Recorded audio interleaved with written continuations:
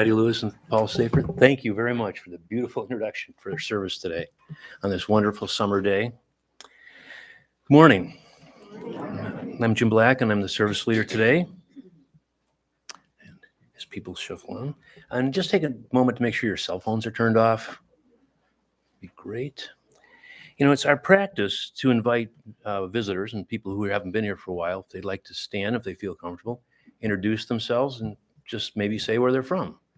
Is anybody feeling comfortable? And oh, Al, there you go. Our son Bruce, who I didn't know. Oh, I got left.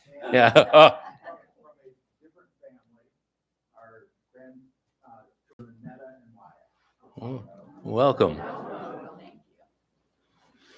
Ah, yes. Wow.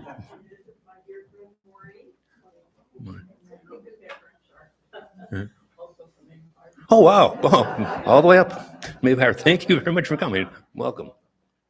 Hi, I'm Lynn Dicer.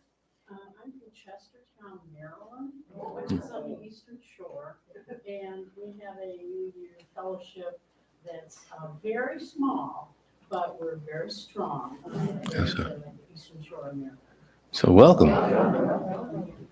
Yes.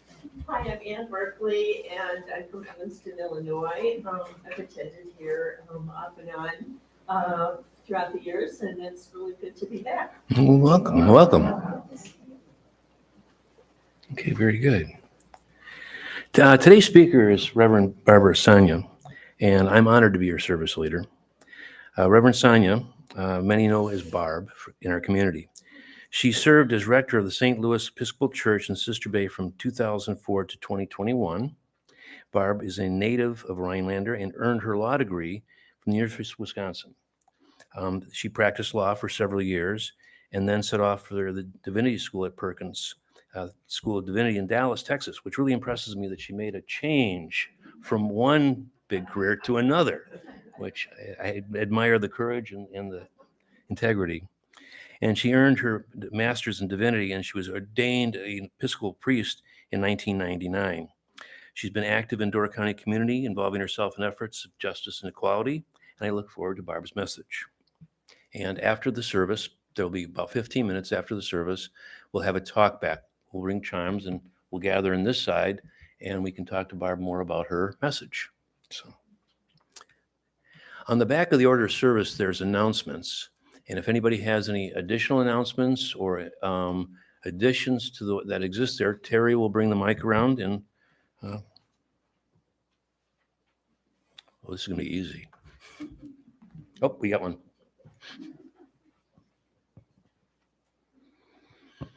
Hi, I want to introduce to you our new artist. Some of you have already seen her work in the gallery. She is, if you look at her resume, it goes on for pages and pages, so you can tell that she's not qualified. She taught at Lawrence for 10 years, my alma mater.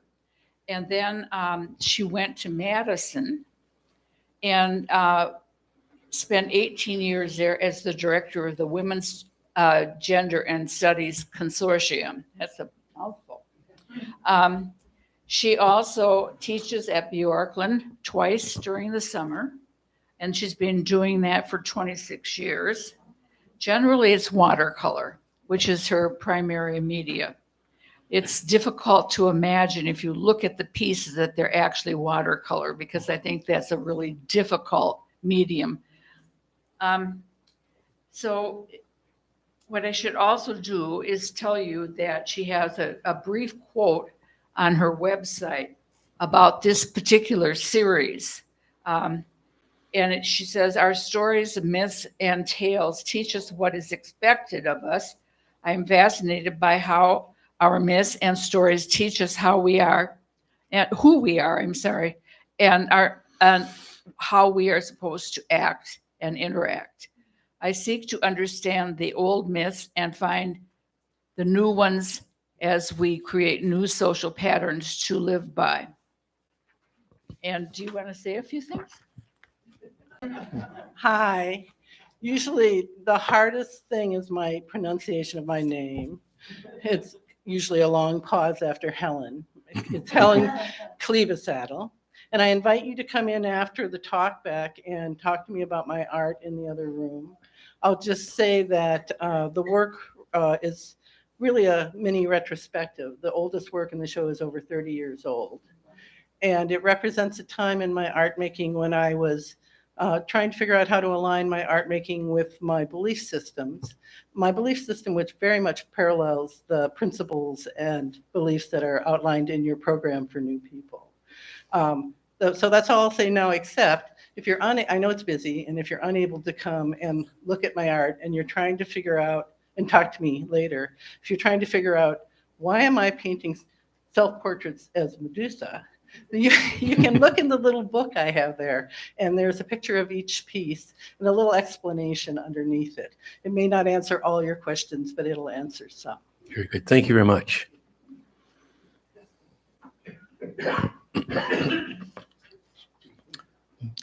Any other announcements? Okay. If you would stand in body or spirit for hymn 318, We Would Be One.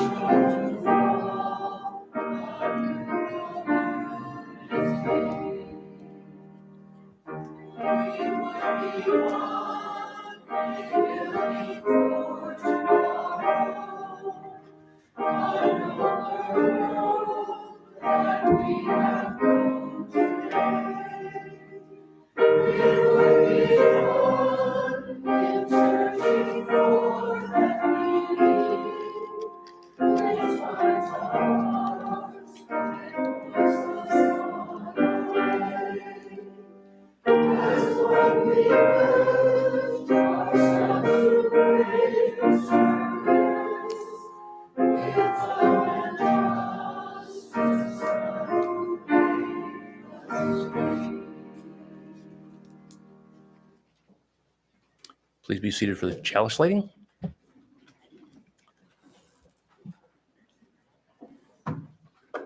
We light this chalice, remembering and honoring our own traditions and celebrating the rich diversity of traditions among us. As we search for justice, meaning, and purpose, may we remember that justice, meaning, and purpose live first in deeply listening to one another.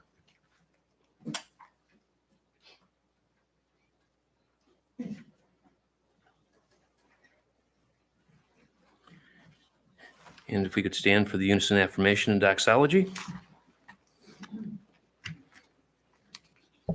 We gather together to seek knowledge and wisdom, to explore freely the vast reaches of mind and spirit, to celebrate within a caring community those truths, ancient and modern, which give meaning and direction to our lives.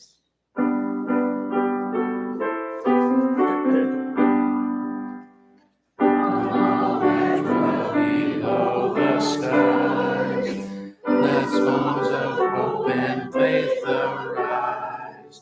Let peace, goodwill on earth be sung, in every land by every tongue.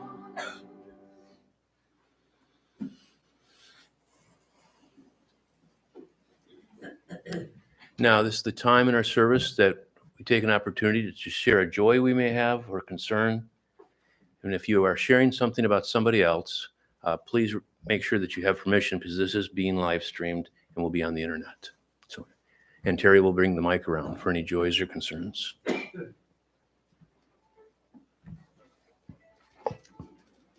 Hello, I'm Meg Ziegelman.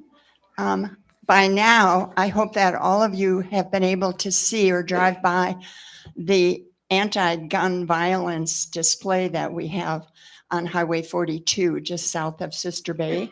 It's across from the Pirates Cove. There's 1,041 orange spinning pinwheels that are shining and reaching out to the world. When we finished doing the installation, one of the core people came up to me and said, be sure to thank the UUs for coming and helping. And I said, really? Because I had gotten a photograph after the pinwheels were put together, and I only saw, well, I didn't see any UUs. And I thought, I knew it, I'm a has-been. Nobody showed up. And I was kind of bummed by it. And so I said, where? I asked her, where? And she said, here. And I said, doing what?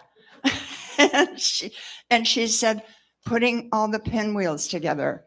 We could not have done it without the UUs. She said, and I said, how many? And she said, there were about 20 of us there. So I went, yes, you're still the best. Very good.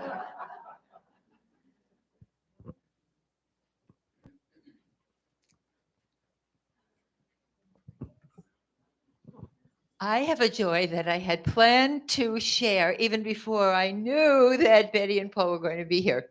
The big joy is having the Peninsula Music Festival. It is absolutely phenomenal. The music is sublime, and our new director is so much fun. He involves the audience in with the music and talks to us. And as I said to Peter last night, people are reluctant to leave the auditorium. People stand around and chat and talk about how wonderful the performance was. Don't miss it. There are 6 more performances, Tuesday, Thursday, and Saturday. Treat yourself. Pardon? Thank you, we love him too.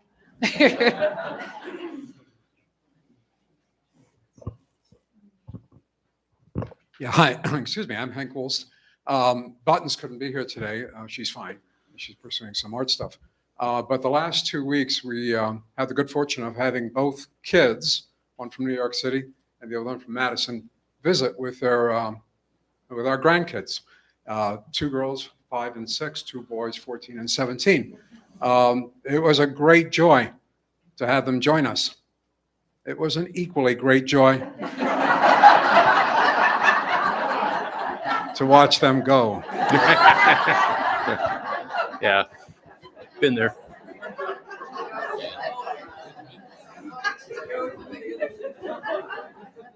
We all understand Yeah. that. I forgot an important fact. The 1,041 spinning pinwheels represent the number of children who have died in the first half of this year of gun violence. That's incredible.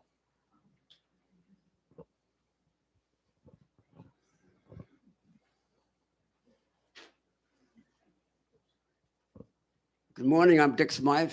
As many of us know, yesterday was a significant occasion with a memorial service for Susan Leader. And I must say, a number of folks in this fellowship played important roles there, and we owe them all a debt of gratitude. But I have to say, I have to single out our hosts, Jane and Carl. Not only worked hours and hours, but days and weeks and literally a couple of months to make their place so welcoming, so easily accessible, and just everything planned so beautifully. So, boy, those two really deserve our thanks. They did one heck of a job.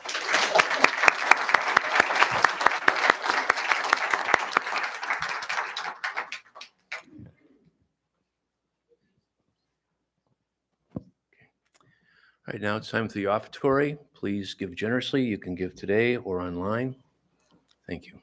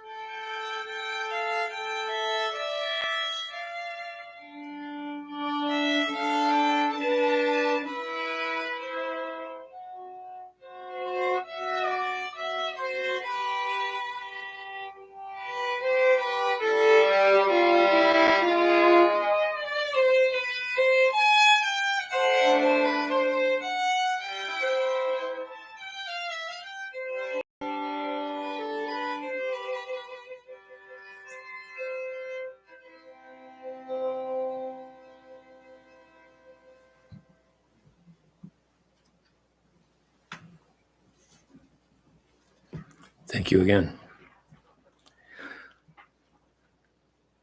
Let's take a moment to clear our minds and a moment of silence so we can listen deeply to Barb's message.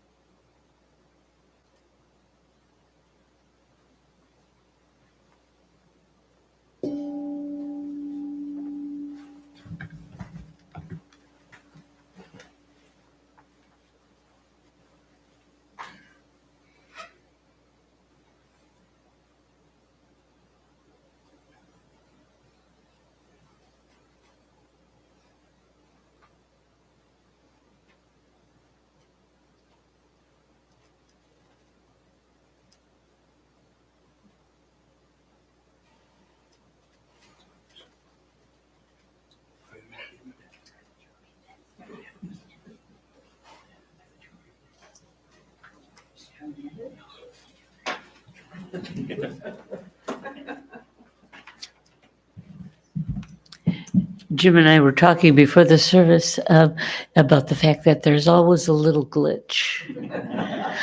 And most of the time you can motor through. Only this time, neither he nor I have a copy of Psalm 8.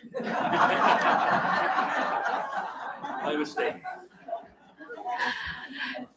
It's the psalm that talks about, looking at creation and seeing all the wonders and glories in creation and recognizing that God has made humans a little lower than the angels, but above the beasts. We probably all know it. We could probably recite it from memory, right? So anyway, that isn't much of a glitch, but I have wondered when I have been here before and given the message, if perhaps my message was too short, because I wasn't sure what you were used to, if you preferred like the 10 minutes or the 45 minutes. So I should have asked the question, but I did feel it was too short. So this one today is a little longer, and I'm hoping that I haven't overcorrected, because I'm well aware that conversations around the human condition could go on for a very long time. I subtitled this morning's message, I don't want you to get stuck on the hokey pokey. And I will make an argument at the end of what I have to say that the hokey pokey is relevant, just barely, but And I said to somebody when I came in this morning that I had to go on YouTube, first of all, to find out where the hokey pokey even came from. And can I say, given my age, it's been a really long time since I've done. Do people still do the hokey pokey? Apparently not. Yeah. So but having looked on YouTube, I could now do it if you should desire that. So, more to the point, I subtitled the text for the human condition, the joys and challenges of becoming a fully human person.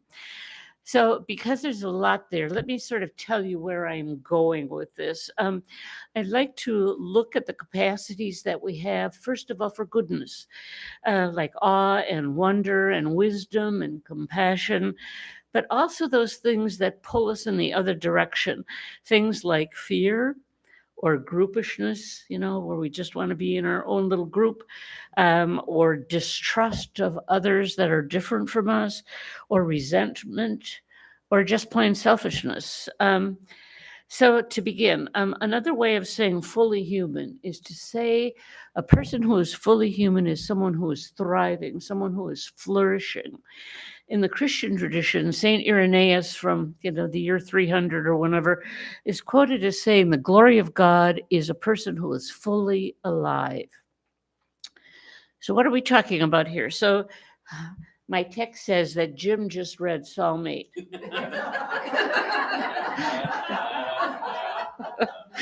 And as I mentioned, Psalm 8 positions us between God and the angels on one hand and the rest of creation on the other hand. So we share things with those who are above us.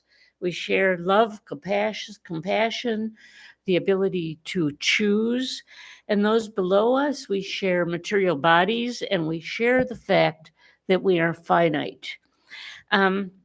And just as the psalm positions us in the middle, there is, are you familiar with the great chain of being?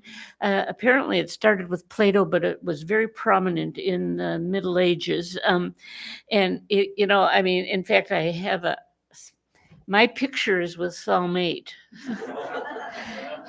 Anyway, it has us all, and everybody is as a rank. So, for instance, as you might imagine, coming out of the Middle Ages, there are the men first, and then the women, and then, all of that. One thing that characterized that, though, was total stability, because you had a position and you were locked in. You stayed there, no movement, neither up nor down. But sometime in the 20th century, ideas around development started to surface.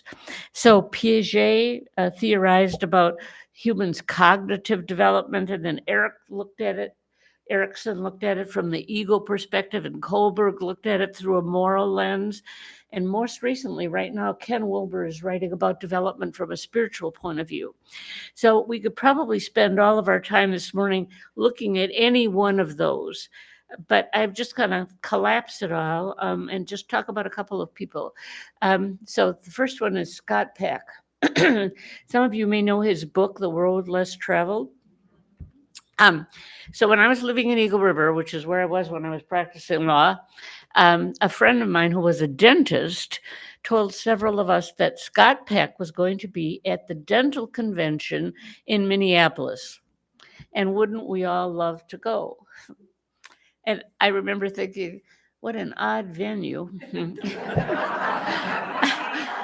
But several of us went. And at the time, he was writing a book called A Different Drum, which is about community development. And that was the subject of his talk. And his theory, so I'm seeing somebody who's probably read it, but his theory was basically there are 4 main areas of development and all kinds of gradations in each one of those stages, though. So the first stage is it's all about me. And you can think about that if you think babies, obviously babies are all at stage 1. It's all about me. I'm wet, I'm cold, I'm hungry. It's your job to take care of me. And I would point out here that he was very clear in saying that some people never grow out of stage 1. And I'm just going to say that I think it's very, very sad to see someone who's in their 70s or 80s who still is in stage 1. It's all about me. Stage 2 is it's about me and my family, my friends, my Rotary Club, my church, whatever. It's really, that extension of stage 1. Stage 3 then is a beginning to question all of these received truths. And then the 4th stage is where the person integrates it, all of their experience and all of the information. And Peck would put Mother Teresa and Gandhi in that category, which is kind of a high bar. I'm thinking there are others of us, we could probably at least have a fingernail in that category. So somebody else writing about this right now, a book I just finished was by Brian McLaren. Anyway, whatever. He does the stage thing as well. And he labels the stages. He starts with simplicity, where everything is clear. Everything is black and white, and I have all the answers. stage one. It's not all that different from Scott Peck's stage one. Stage two, he says, is complexity, where all of a sudden, and maybe I'm sure you've all been there and remember doing this, all of a sudden you look around and realize that everything isn't black and white, that there's a lot of gray out there. And I'm less certain that I have all the answers. Following that is the stage that he calls perplexity, the head scratching stage, where I have to examine my beliefs and the information that I have received, sometimes without even thinking about it, all of my underlying assumptions. And the final stage he calls harmony. Once again, where we're able to get to that place where we can integrate all of the foregoing. And people in that stage is what I would call people who are thriving or flourishing or fully human persons. The other person I would mention here, and I'm sure this is like a review of stuff you've learned in college, but you all remember Abraham Maslow and his hierarchy of values, and that pyramid with the 5 layers, and he starts about the physiological. I mean, you have to have food, right, and air.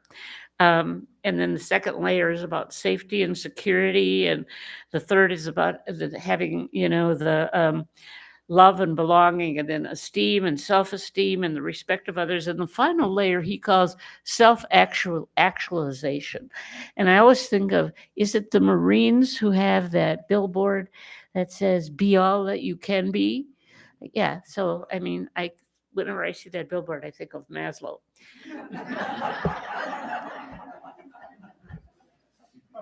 Don't laugh. I'm sure the rest of you do too.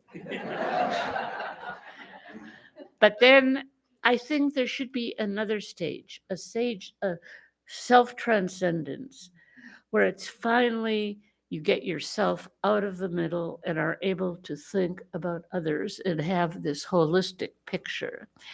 I'm thinking on all of these, unlike that great chain of being, assume that we develop.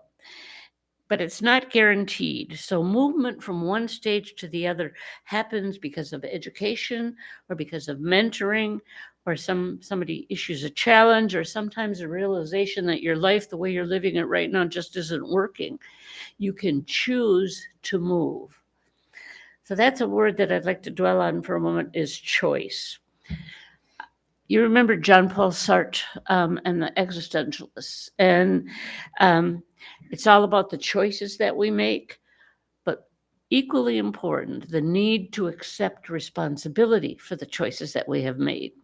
And you remember that Sartre was writing around the period of World War II, and he was appalled by some of the choices that the French made, mainly the ones who were collaborating with the Germans.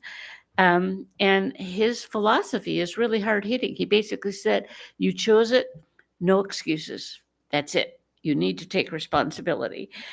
And actually, I think that's pretty harsh because we're not completely free in our choices.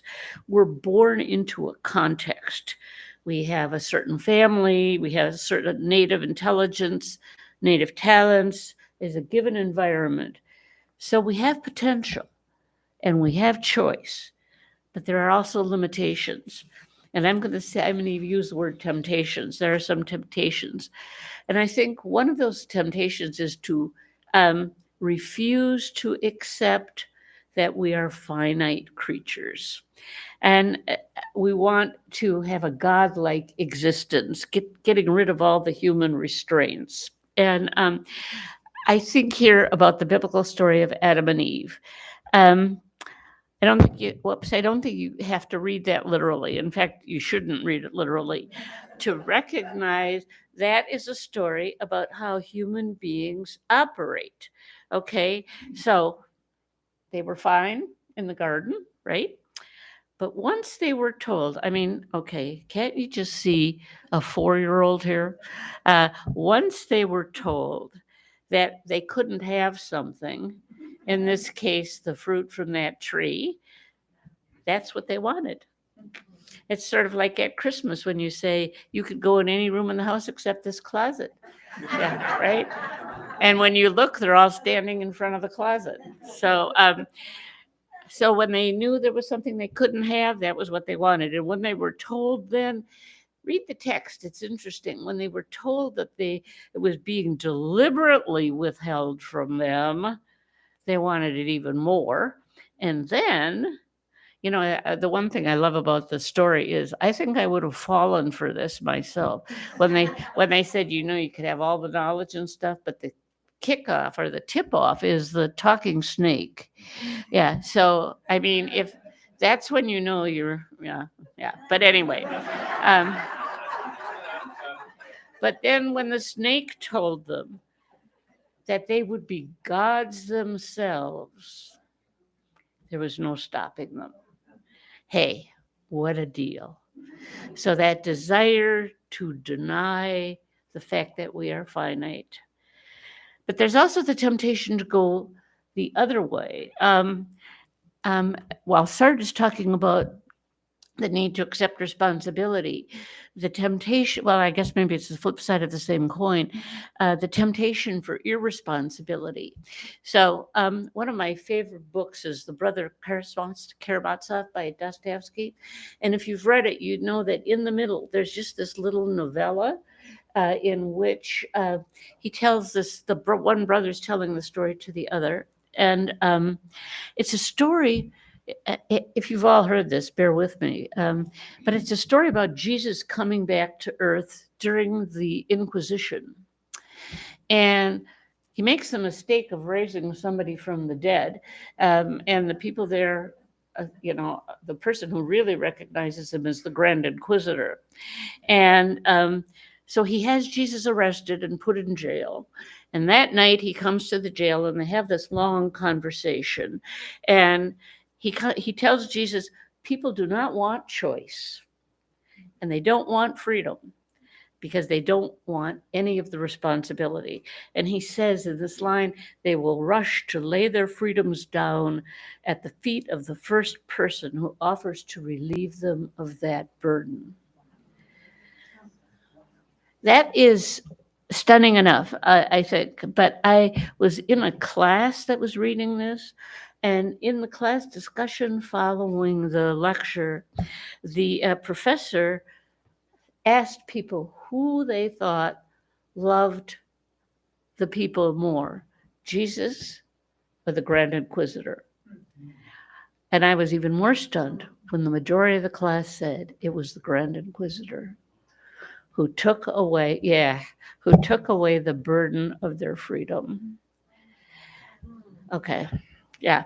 So escape from responsibility. So there are other things that hinder us in our development. And I'm thinking fear may well be the biggest one, the most powerful one. There's a lot to fear for a finite creature. Death is probably first and foremost. But I read something, a lovely line that I would share with you. The main character was an astronomer. And at one point he said, though my soul may set in darkness, it will rise in perfect light. I have loved the stars too fondly to be fearful of the night. So it's possible to meet death with faith and trust and confidence. But I'm thinking there's a lot to fear during our lifetimes as well. So you remember Martin Niemöller, the German pastor who was in Germany at the time that Hitler was coming to power. And he met Hitler in 1933, and he stood at the back of the room and just listened to what he had to say. And when he got home, his wife asked him what he had learned. And he said, I discovered that Hitler is a terribly frightened man. And we all know what his fear did to the rest of the world. And here's another story about fear, this one coming from Russia. It was a meeting of the communist leadership after Stalin had died, and Khrushchev was leading the meeting. And at a certain point, someone in the audience called out and said, why didn't you confront Stalin? And Khrushchev said, who said that? There was total silence. And he said, that's why. Yeah. So fear. We fear nothingness. And I think we fear being insignificant. Do I matter? Fear that we won't matter, that we will come and go without anybody even noticing or caring. So one response to that is to crave attention. We name drop. We wear college rings. I'm glad we have a young person. We wear certain jeans with the names on the back, right? When you get to be my age, that doesn't work because they don't fit. So, but I'm going to go way to the other extreme and talk about that theologian, Dr. Seuss. And I'm sure you either read his books or read them to your children or grandchildren. And do you remember the book about the Starbelly Sneetches? I don't know if it wasn't one of his most popular, but it was a society and there was the upper crust and everybody else. And the Sneetches on the top all had stars on their bellies. And they only associated with one another and they treated the ones without stars like dirt. And so one day a fellow comes to town with a machine that will put a star on your belly for a price. So there's this big line and all the people without stars come and get stars put on their bellies, okay? But then the ones who originally had the status of the stars are now thinking, oh my gosh, now we don't know who's one of us and who the outsiders are. So the guy comes up with an idea, he'll take the stars off for a price. And so what happens then, ultimately, there's a machine, you go in one door, you get a star, you go in another door, the stars take it off, and pretty soon nobody had any idea who was who. And all they knew was this guy was taking them to the cleaners. And they finally figured out that they had to get along without discrimination. So, and I'm thinking about our fear of insignificance and the desiring accompaniment for status. I feel like in our society today, there's this idolization of celebrities. And frankly, I think it's a problem. But one person I read talked about when he was in the 4th grade, Dean Martin came to the small West Texas town where he was living. And Martin flipped his cigarette apparently to the side, and this guy's friend named Thomas picked it up. So after that, Thomas and all his friends would gather in Thomas's bedroom to behold what he called the Holy Stogie. It's a little bit like the hokey pokey. He said we were all cashing in on the trickle-down principle of celebrity. Dean Martin was a star. Thomas owned his cigarette. We knew Thomas. We were down the line beneficiaries of Dean Martin's stardom. Closely related to this fear of insignificance is resentment. And I have to say, I think I'd like to write a book about resentment because I think it's a huge issue.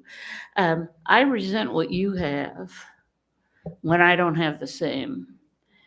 And I wouldn't mind it seeing you brought down.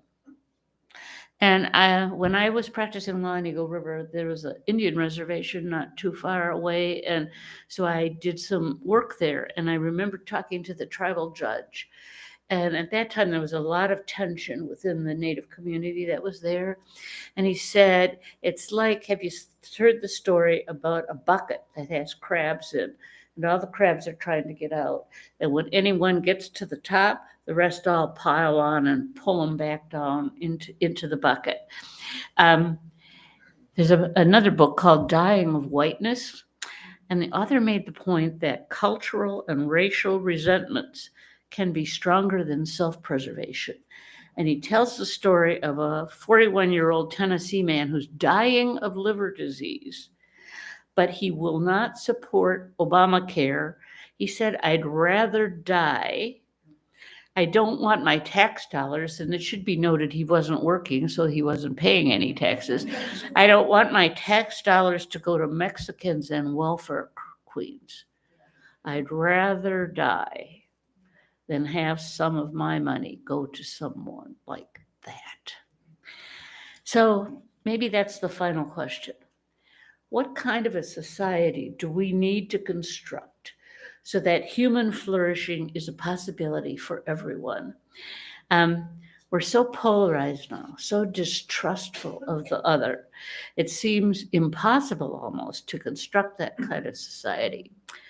But I was at Björklanden a couple of weeks ago, and the course was How Democracies Die. Yeah, excellent course. And in the class, there was a guy who had been a submariner. I'm not even sure if that's how you say it. He was in a submarine. And he talked about, he said 3 years. And I got to thinking about that afterwards, thinking he couldn't have been, you wouldn't be on a submarine for 3 years at a time. I mean, I got claustrophobic just thinking about it. But he said, so here you are, you're stuck with all these people, some of whom you like, some of whom you can't stand, some of whom you agree with, and some of whom you don't. And yet you have to work together because your very survival depends upon it. And so he said, you learn to do it. You learn to forget difference and come together. And I couldn't help but think that that's where we are. And I was going to say, in the Psalm, when it talks about the glories of creation, it's up to us to keep the planet livable. It's up to us to be those stewards of creation that we're intended to be. We're facing this incredible existential threat. Now, I mean, even if you don't even think about universal flourishing, think for a minute about the challenges around climate change. We have to learn to get along. So I have to say, we didn't coordinate the hymns.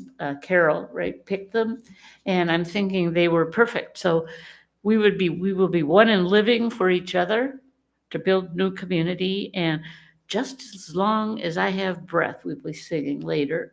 We have to answer yes to life, to truth, to love, and that will guarantee our flourishing as well as that of our society.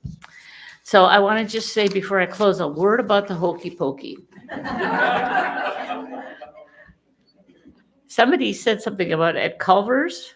Yeah, okay. What are they having the hokey pokey there, or wait? There's a big sign on the wall that says, what if the hokey pokey is what it's all about. Well, and do you guys remember? Did you guys read the book about the guy? Anyway, about in the book. In the book, the question is, what's the meaning of life? And the answer is 42. Yeah. What's the name of that book? Hitchhiker's Guide to the Galaxy. Yeah. So the hymns are right on. I'm not so sure about the hokey pokey, but I'm going to make an argument. It's a little bit thin. I said to Pam and Terry, I had to go online and look at YouTube to see the hokey pokey and now that I did, I'm not sure what the hokey pokey actually is, if it's the whole dance or if it's just that one part or whatever. So here's my argument, thin as it is, the hokey pokey is a metaphor. There's cooperation.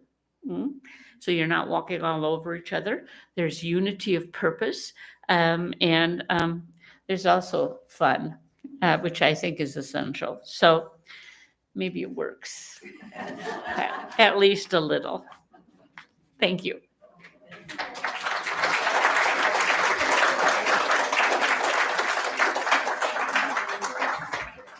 Yes, thank you, Barb. That was a wonderful message, quite deep, and can't wait for the talk back. And I'd like to take the seminar that you. And thanks for covering up the Psalm 8 mistake. Thank you. So if you can stand in spirit or physical for hymn 318. Oh, sorry, it's Psalm 6. No, Song 6. So.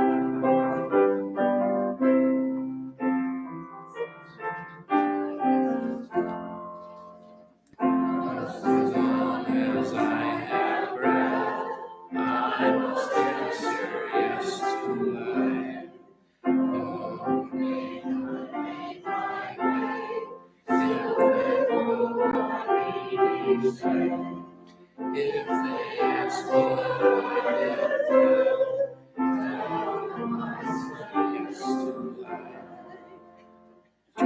just as long as they shall last, I must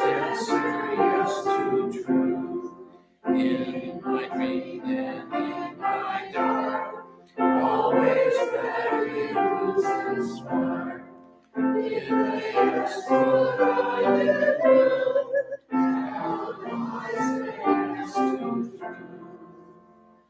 just as long as I have peace, I must answer yes to love.